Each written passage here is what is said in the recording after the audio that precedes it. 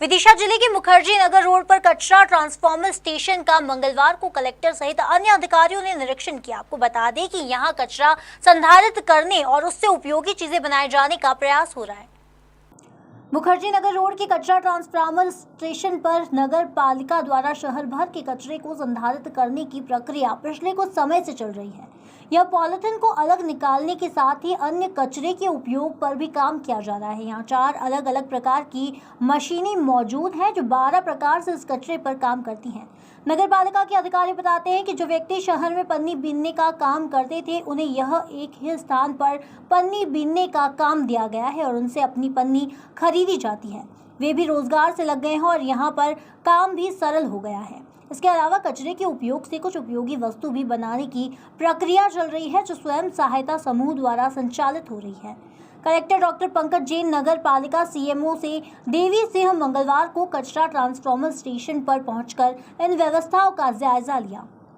Collector ने बताया कि संध्या पर शहर का कचरा डंप करने के समय खर्च ज्यादा होता था, जहां एक गाड़ी दिन में एक बार ही चक्कर लगाती थी। अब उठान पर कचरा डालने से क्षमता बढ़ गई है। यहाँ पॉलिथीन वेस्ट कचरे का उपयोग होने के बाद सोनिया जंप ग्राउंड पर भी शासन के निर्देश के बाद आगे की कार्यवाही की जाएगी। विदिशा से आशीष चौहान की रिपोर्ट।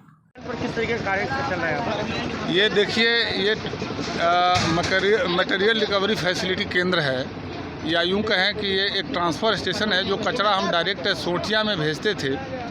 अब ये आदरणीय कलेक्टर साहब के प्रयासों से या यूं कहें निर्देशों से ये बहुत अच्छा एक केंद्र हम लोग बनाए हैं। अब हमारी सारी कचरा जो कलेक्शन वाली गाड़ियां हैं यहीं आती हैं, और पहले जो वार्डों में एक चक्कर लगते थे अब 2-2, 3-3, 4-4 चक्कर लगने लगे हैं। डोर टू डोर हमारा संपर्क बहुत ज़्यादा बढ़ गया है।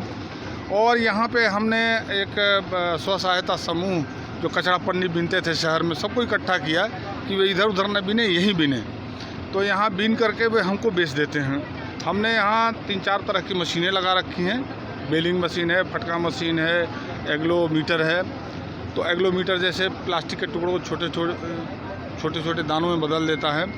फटका मशीन प्लास्टिक को साफ कर देता है। कुल मिला के हम लोग यहाँ 12 तरीक़ों से सेग्रीगेट कर रहे हैं। सर, प्रतिदिन के हिसाब से कितने कुंटल कचरा निकलता होगा सर? देखिए, अभी तो हमारे पास लगभग 21 टन आता है, लेकिन अभी हम टोटल 50% ही उसको यूज कर पा रहे हैं।